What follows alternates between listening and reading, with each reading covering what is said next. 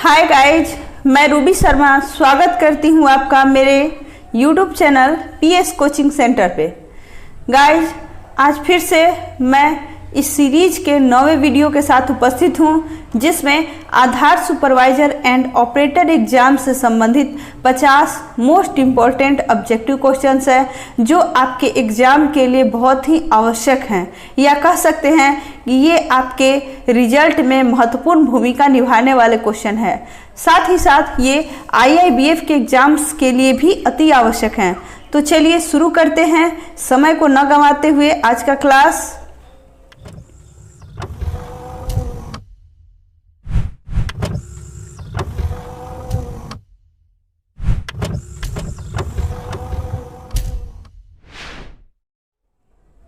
आज का पहला क्वेश्चन है, सभी नामांकन या अद्यतन संबंधित फाइलें या बैकअप किसी भी उपकरण में संग्रहित किया जाना चाहिए और अन्य ऑपरेटर को दिया जाना चाहिए।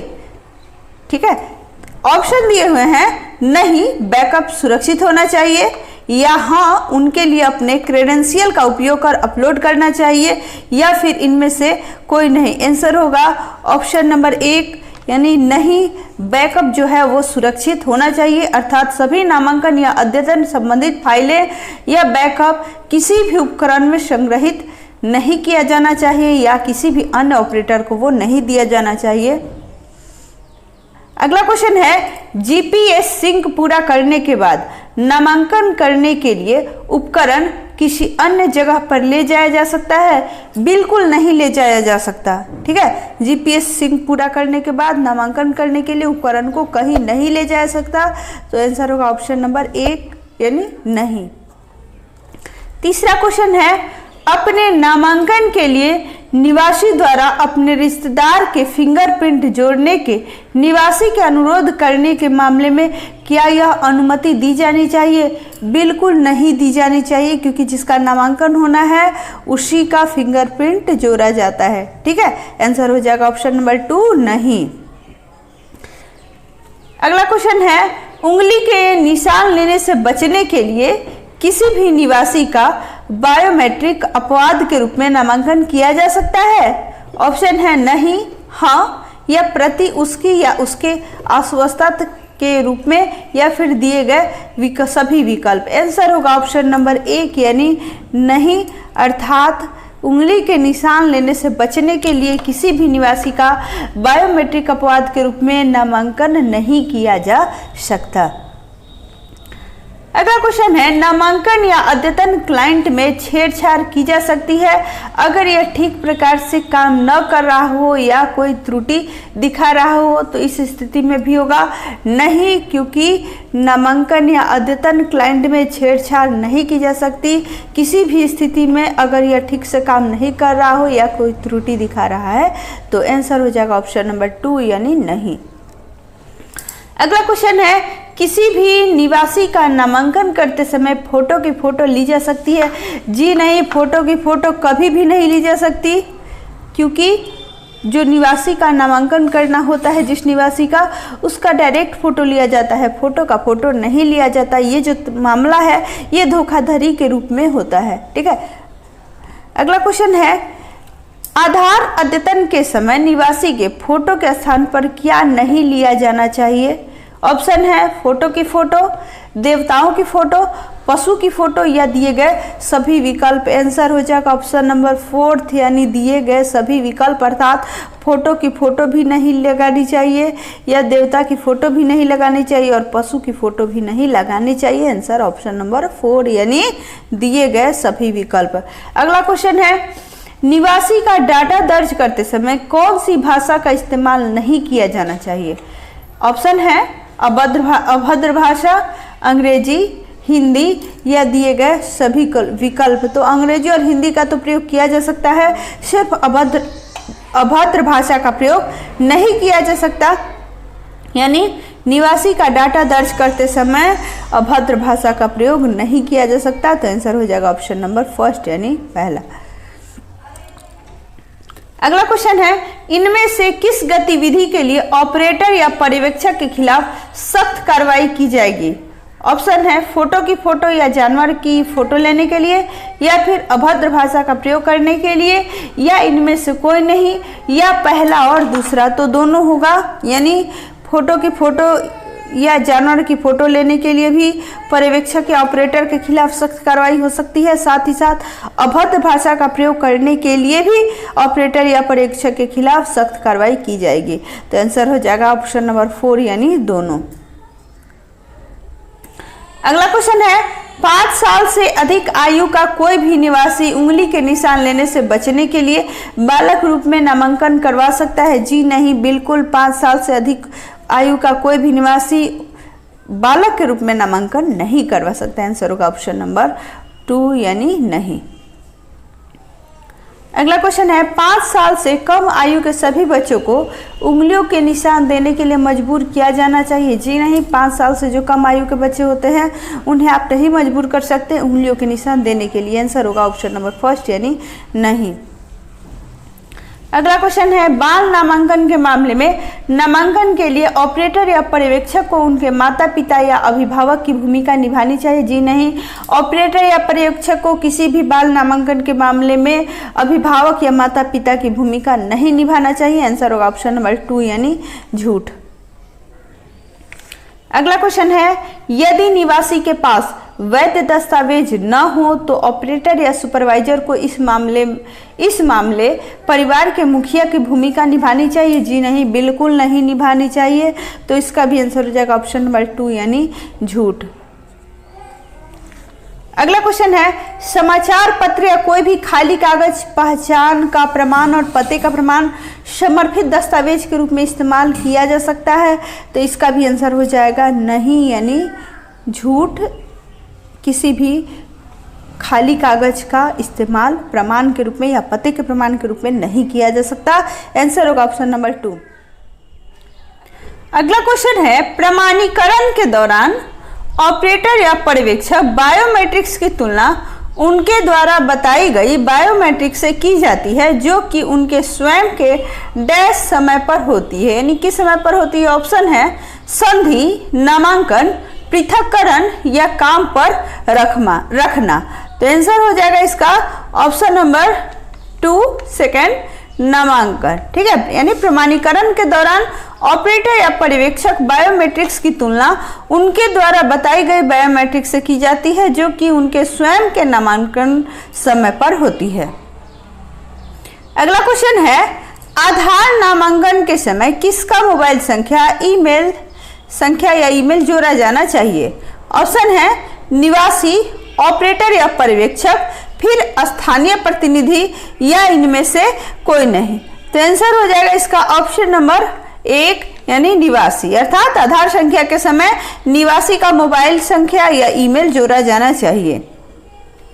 अगला क्वेश्चन है आधार नामांकन करते समय ऑपरेटर मिश्रित बायोमेट्रिक उपयोग कर सकते हैं, यानी ऑपरेटर जो है वो मिश्रित बायोमेट्रिक का उपयोग कर सकते हैं या नहीं?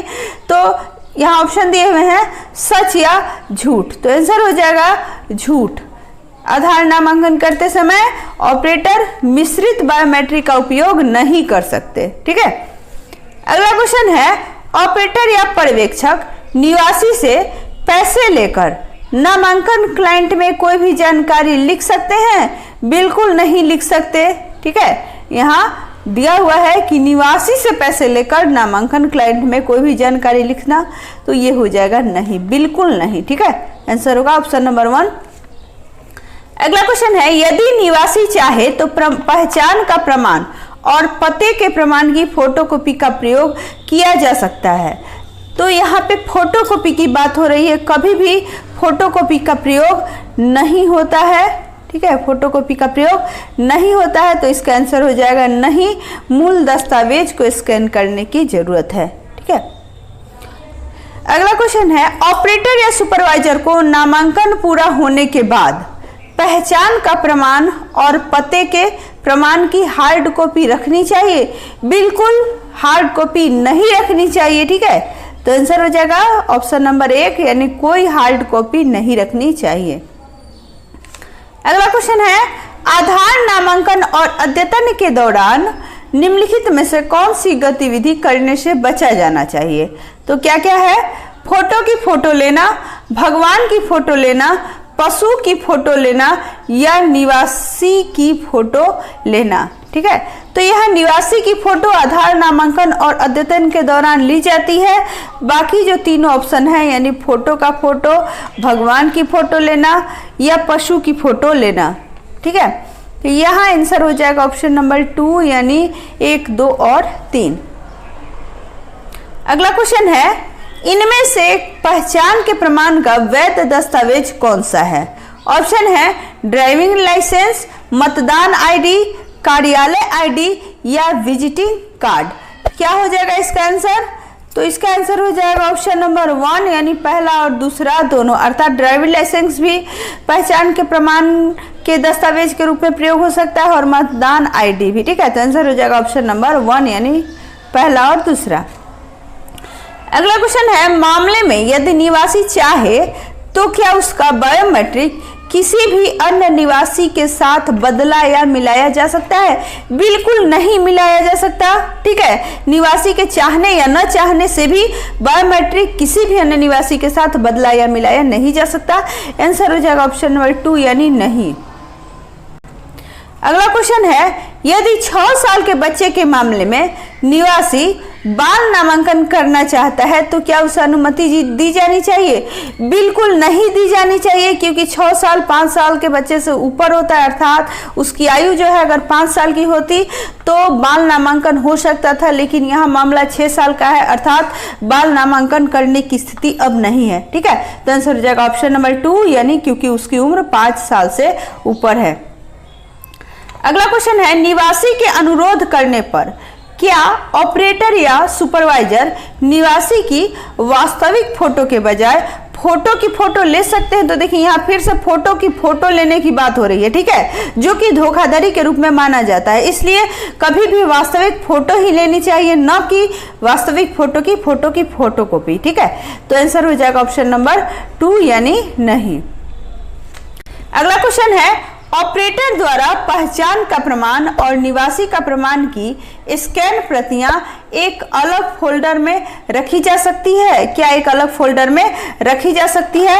आंसर होगा बिल्कुल नहीं, क्योंकि किसी भी अलग फोल्डर में स्कैन जो निवासी का प्रमाण है उसकी स्कैन प्रतियां नहीं रखी जा सकती। आंसर होगा ऑप्शन नंबर 1 यानी नहीं।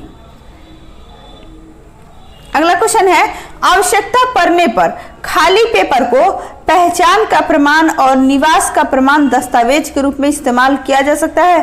सच या झूठ? तो ये हो जाएगा झूठ, किसी भी खाली पेपर को पहचान के प्रमाण और निवास के प्रमाण के दस्तावेज के रूप में इस्तेमाल नहीं किया जा सकता। ठीक है, तो अगला क्वेश्चन है, यदि ऑपरेटर या पर्यवेक्षक फॉर्म में ऐसी कोई जानकारी दर्ज करता है जिसका फॉर्म में उल्लेख नहीं है तो ऐसे मामले में निवासी को सूचित नहीं करनी चाहिए, बिल्कुल सूचित करनी चाहिए। ठीक है, आंसर हो जाएगा ऑप्शन नंबर 2 यानी झूठ। ठीक है, क्योंकि यह फॉर्म में लिखा है कि ऐसी कोई जानकारी दर्ज करता है जिसका फॉर्म में उल्लेख नहीं है। ठीक है, तो ऐसे मामले में निवासी को जरूर सूचित करनी चाहिए।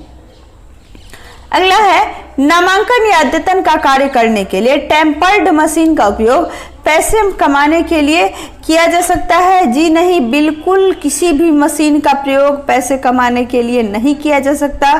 तो आंसर हो जाएगा ऑप्शन नंबर 2 यानी झूठ। ऑप्शन नंबर 2 यानी झूठ। अगला क्वेश्चन है, क्या ऑपरेटर को जांच के बिना ही किसी भी अन्य ऑपरेटर द्वारा किए गए नामांकन पर हस्ताक्षर कर देने चाहिए? बिल्कुल नहीं हस्ताक्षर करना चाहिए, बिना जांच के दौरान तो किसी पेपर पर भी हस्ताक्षर नहीं कर देना चाहिए। यहाँ तो किसी अन्य ऑपरेटर के द्वारा किए गए नामांकन पर हस्ताक्षर करने की बात है, तो आंसर क्या हो जाएगा ऑप्शन नंबर 1 यानी नहीं। अगला क्वेश्चन है, क्या ऑपरेटर को नामांकन क्लाइंट में निवासी के मोबाइल नंबर के बजाय अपना मोबाइल नंबर लिखना चाहिए? बिल्कुल नहीं लिखना चाहिए। ठीक है, तो इसका भी आंसर हो जाएगा ऑप्शन नंबर 2 यानी झूठ। अगला क्वेश्चन है, कोई भी व्यक्ति जो झूठी जनसांख्यिकीय सूचना या बायोमेट्रिक सूचना प्रदान करके किसी अन्य व्यक्ति का प्रतिरूपण करने का प्रयास कर रहा है, चाहे वह मृत या जीवित, वास्तविक या काल्पनिक है उसे एक निश्चित समयावधि के लिए कारावास का दंडनीय या दंड दिया जाएगा। तो वो कितना होगा जिसे डैश वर्ष तक बढ़ाया जा सकता है? तो इसका आंसर होगा ऑप्शन नंबर 3 यानी 3 वर्षों तक बढ़ाया जा सकता है। अगला क्वेश्चन है, कोई भी व्यक्ति जो झूठी जनसांख्यिकीय जानकारी या बायोमेट्रिक सूचना प्रदान करके किसी अन्य व्यक्ति का प्रतिरूपण करने या मृत, जिंदा, वास्तविक या काल्पनिक का प्रतिरूपण करने का प्रयास करता है, जुर्माने के साथ दंडनीय होगा, जिसे डैश रुपये तक बढ़ाया जा सकता है। तो इसका आंसर हो जाएगा ऑप्शन नंबर 2 यानी 10,000। ठीक है, 10,000 रुपये तक वो जुर्माना जो है वो बढ़ाया जा सकता है। अगला क्वेश्चन है, कोई भी व्यक्ति जो आधार संख्या धारक को नुकसान या क्षति पहुंचाने के इरादे से या आधार संख्या धारक की पहचान को अपनाने के इरादे से आधार संख्या धारक की डेमोग्राफिक सूचना या बायोमेट्रिक सूचना बदलता है या किसी भी जनसांख्यिकीय जानकारी या आधार संख्या धारक की बायोमेट्रिक जानकारी को मृत या जिंदा, असली या काल्पनिक का बहुरूपिया अथवा प्रतिरूपण करके बदलने का प्रयास करता है, उसे एक अवधि के लिए कारावास के साथ दंडनीय होगा, जिसे डैश वर्ष तक बढ़ाया जा सकता है और इसके साथ ही जुर्माना भी लगाया जाएगा जो 10,000 रुपये तक हो सकता है। तो इसका आंसर हो जाएगा ऑप्शन नंबर 3 यानी 3। ठीक है, 3 वर्ष तक बढ़ाया जा सकता है। अगला क्वेश्चन है, कोई भी व्यक्ति जो आधार संख्या धारक को नुकसान या क्षति पहुंचाने के इरादे से या आधार संख्या धारक की पहचान को अपनाने के इरादे से आधार संख्या धारक की डेमोग्राफिक सूचना या बायोमेट्रिक सूचना बदलता है या किसी भी जनसांख्यिकीय जानकारी या आधार संख्या धारक की बायोमेट्रिक जानकारी को मृत या जिंदा, असली या काल्पनिक का बहुरूपिया अर्थात प्रतिरूपण करके बदलने का प्रयास करता है, उसे एक अवधि के लिए कारावास के साथ दंडनीय होगा, जिसे 3 वर्ष तक बढ़ाया जा सकता है और इसके साथ ही जुर्माना भी लगाया जा सकता है जो डैश रुपये तक हो सकता है। तो आंसर हो जाएगा इसका ऑप्शन नंबर 2 यानी 10,000 रुपये तक वो जुर्माना हो सकता है।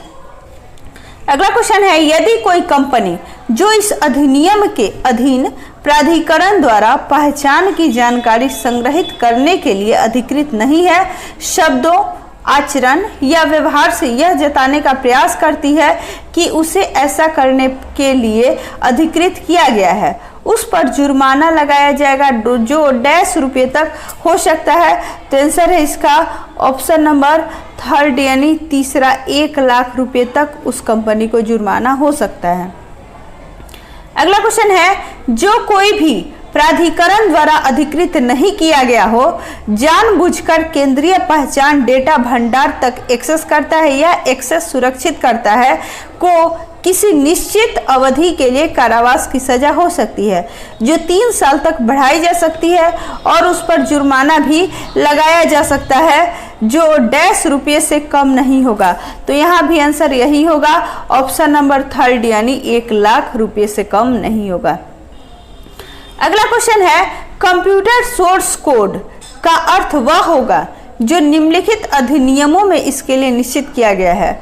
ऑप्शन है, सूचना प्रौद्योगिकी अधिनियम 2000 की धारा 65 या भारतीय दंड संहिता की धारा 67 या फिर सूचना प्रौद्योगिकी अधिनियम 2000 की धारा 43 या फिर सूचना प्रौद्योगिकी अधिनियम 2000 की धारा 41। तो इसका आंसर हो जाएगा ऑप्शन नंबर 1 यानी सूचना प्रौद्योगिकी अधिनियम 2000 की धारा 65। अगला क्वेश्चन है, कंप्यूटर कंटेमिनेंट, कंप्यूटर वायरस और इमेज का अर्थ वही होंगे जो निम्नलिखित अधिनियमों में इसके लिए निश्चित किए गए हैं। ऑप्शन है, सूचना प्रौद्योगिकी अधिनियम 2000 की धारा 65 या भारतीय दंड संहिता की धारा 67 या फिर सूचना प्रौद्योगिकी अधिनियम 2000 की धारा 43 या फिर सूचना प्रौद्योगिकी अधिनियम 2000 की धारा 41। तो इसका आंसर हो जाएगा ऑप्शन नंबर 3 यानी तीसरा, सूचना प्रौद्योगिकी अधिनियम 2000 की धारा 43। अगला क्वेश्चन है, जो कोई भी एक नामांकन एजेंसी या एक अनुरोधकर्ता इकाई होने के नाते धारा 3 की उपधारा 2 या धारा 8 की उपधारा 3 की अपेक्षाओं का पालन करने में विफल रहता है को कारावास की सजा होगी, जिसे साल डैश तक बढ़ाया जा सकता है। यानी कितने साल तक बढ़ाया जा सकता है? तो इसका आंसर हो जाएगा ऑप्शन नंबर 1 यानी 1 वर्ष तक बढ़ाया जा सकता है। अगला क्वेश्चन है, जो भी सूचना प्रौद्योगिकी अधिनियम 2000 के अंतर्गत बनाए गए किसी भी नियम या विनिमय के तहत कोई अपराध करता है जिसके लिए इस धारा से कहीं और कोई विशिष्ट जुर्माने का प्रावधान नहीं किया गया है, उसे 1 वर्ष तक के कारावास का दंड दिया जाएगा या उस पर जुर्माना हो सकता है जो डैश रुपये तक बढ़ाया जा सकता है। यानी कितने रुपयों तक बढ़ाया जा सकता है? तो आंसर होगा ऑप्शन नंबर 3 यानी तीसरा 25,000 रुपये तक उसको बढ़ाया जा सकता है। ठीक है। अगला क्वेश्चन है, जो कोई भी सूचना प्रौद्योगिकी अधिनियम 2000 के तहत किसी भी नियम या विनिमय के तहत अपराध करता है जिसके लिए इस धारा से कहीं और कोई विशिष्ट जुर्माना प्रदान नहीं किया जाता है वह दंडनीय होगा। यानी प्रदान नहीं किया जाता है वह दंडनीय होगा। यहाँ कुछ दंड दिए गए हैं, जैसे एक अवधि के लिए कारावास जो 1 वर्ष तक बढ़ाया जा सकता है, या फिर जुर्माना जो 25,000 रुपये तक हो सकता है, या एक अवधि के लिए कारावास जो 2 साल तक बढ़ाई जा सकती है, या फिर जुर्माना जो 15,000 तक हो सकता है। इनमें से सही दंड की पहचान करें। तो इसका आंसर हो जाएगा ऑप्शन नंबर 1 यानी पहला और दूसरा, अर्थात एक अवधि के लिए कारावास जो 1 वर्ष तक बढ़ाई जा सकती है, या फिर जुर्माना जो 25,000 रुपये तक हो सकता है। अगला क्वेश्चन है, जो कोई भी अनुरोध इकाई होने के नाते धारा 8 की उपधारा 3 के उल्लंघन में एक व्यक्ति की पहचान की जानकारी का उपयोग करता है, दंड का भागी होगा। यहाँ दिए गए कुछ दंड हैं, जैसे एक अवधि के लिए कारावास जो 1 साल तक बढ़ाया जा सकता है, या जुर्माना जिसे 25,000 रुपये तक बढ़ाया जा सकता है, या एक अवधि के लिए कारावास जो 1 साल तक बढ़ाया जा सकता है, या फिर जुर्माना जिसे 10,000 रुपये तक बढ़ाया जा सकता है। तो इसका आंसर हो जाएगा ऑप्शन नंबर 4 यानी 3 और 4, अर्थात एक अवधि के लिए कारावास जो 1 साल तक बढ़ाया जा सकता है और जुर्माना जिसे 10,000 रुपये तक बढ़ाया जा सकता है। अगला क्वेश्चन है, यहाँ अदालतों के नाम दिए गए हैं, चीफ मेट्रोपॉलिटन मजिस्ट्रेट, मुख्य न्यायिक मजिस्ट्रेट, प्राथमिक न्यायालय या न्यायिक सेवा आयोग। उन अदालतों की पहचान करें जिनमें सूचना प्रौद्योगिकी अधिनियम 2000 के तहत किसी अपराध के लिए दंड दे सकते हैं। तो इसका आंसर हो जाएगा ऑप्शन नंबर 1 यानी पहला और दूसरा, अर्थात सूचना प्रौद्योगिकी अधिनियम 2000 के तहत किसी अपराध के लिए या तो चीफ मेट्रोपॉलिटन मजिस्ट्रेट के पास वहाँ अदालत में दंड दिए जा सकते हैं, या फिर मुख्य न्यायिक मजिस्ट्रेट में दंड जो है दिए जा सकते हैं। अगला क्वेश्चन है, यहाँ कुछ पुलिस रैंक दिए गए हैं, police sub inspector police, police सहायक सब इंस्पेक्टर, पुलिस इंस्पेक्टर या पुलिस सहायक निरीक्षक। उस रैंक की पहचान करें जो सूचना प्रौद्योगिकी अधिनियम 2000 के तहत किसी अपराध की जांच करते हैं। तो यहाँ आंसर हो जाएगा ऑप्शन नंबर 3 यानी तीसरा, अर्थात पुलिस इंस्पेक्टर। ठीक है, यानी पुलिस इंस्पेक्टर जो है वो सूचना प्रौद्योगिकी अधिनियम 2000 के तहत किसी अपराध की जांच कर सकते हैं। अगला क्वेश्चन है, कोई त्रुटि पाई गई जहां UIDAI सॉफ्टवेयर से छेड़छाड़ करके नकली पहचान के प्रमाण या पते के प्रमाण के साथ नामांकन किया गया था। यहाँ कुछ लोग दिए गए हैं, ऑपरेटर, पर्यवेक्षक, रजिस्ट्रार या परिचयकर्ता। इन लोगों में से किसे इस अपराध के लिए सजा हो सकती है? तो आंसर हो जाएगा ऑप्शन नंबर 1 यानी 1 या 2, या तो ऑपरेटर को सजा हो सकती है या फिर पर्यवेक्षक को सजा हो सकती है। अगला क्वेश्चन है, जांच के दौरान यह पता चलता है कि फोटो की फोटो यानी पीओपी आधार पंजीकरण में इस्तेमाल की गई थी। यहाँ कुछ लोग दिए गए हैं, ऑपरेटर, पर्यवेक्षक, रजिस्ट्रार या परिचयकर्ता। इन लोगों में से किसे इस अपराध के लिए सजा होगी? तो इसका भी आंसर वही होगा, ऑप्शन नंबर 1 यानी 1 या 2, अर्थात या तो ऑपरेटर को सजा होगी या फिर पर्यवेक्षक को सजा हो सकती है। अगला क्वेश्चन है, कोई भी जो प्राधिकरण द्वारा अधिकृत नहीं है और वह जानबूझकर केंद्रीय पहचान डेटा रिपोजिटरी से किसी भी डेटा को डाउनलोड या कॉपी करता है या किसी निकाले जाने योग्य संग्रहण के माध्यम से संग्रहित करता है। यहाँ कुछ दंड दिए गए हैं, एक अवधि के लिए कारावास जो 3 साल तक बढ़ाई जा सकती है, या फिर जुर्माना जो रुपये 1 लाख से कम नहीं होगा, या एक अवधि के लिए कारावास जो 2 साल तक बढ़ाया जा सकता है, या फिर जुर्माना जो रुपये 30,000 से कम नहीं होगा। इसमें सही विकल्प की पहचान करें तो इसका आंसर हो जाएगा ऑप्शन नंबर 1 यानी 1 और 2, अर्थात ऐसी स्थिति में एक अवधि के लिए कारावास जो 3 साल तक बढ़ाई जा सकती है, या फिर जुर्माना जो रुपये 1 लाख से कम नहीं होगा। अगला क्वेश्चन है, ब्लैक लिस्टेड ऑपरेटर या पर्यवेक्षक को विभिन्न प्रमाण पत्रों का उपयोग करके काम करने की अनुमति दी जा सकती है? जी नहीं, जो ब्लैक लिस्टेड हैं यानी काली सूची में डाले गए हैं ऑपरेटर या पर्यवेक्षक, उनको विभिन्न प्रमाण पत्रों का उपयोग करके काम करने की अनुमति नहीं दी जा सकती। तो आंसर हो जाएगा ऑप्शन नंबर 2 यानी झूठ। अगला क्वेश्चन है और आज के वीडियो का लास्ट क्वेश्चन, ऑपरेटर या पर्यवेक्षक डी एसोसिएशन के बिना एकाधिक नामांकन क्लाइंट पर बोर्ड पर हो सकते हैं? ऑप्शन है सच या झूठ। तो इसका भी आंसर वही होगा यानी झूठ। ऑपरेटर या पर्यवेक्षक डी एसोसिएशन के बिना एकाधिक नामांकन क्लाइंट पर बोर्ड पर नहीं हो सकते हैं। ठीक है, तो चलिए इसी के साथ आज का वीडियो यहीं पे ख़त्म करते हैं। सबको पता है नवरात्रि चल रही है, चलिए तो सबको नवरात्रि की हार्दिक शुभकामनाएं। इसी के साथ आज का वीडियो यहीं पे ख़त्म करते हैं। हैप्पी नवरात्रि।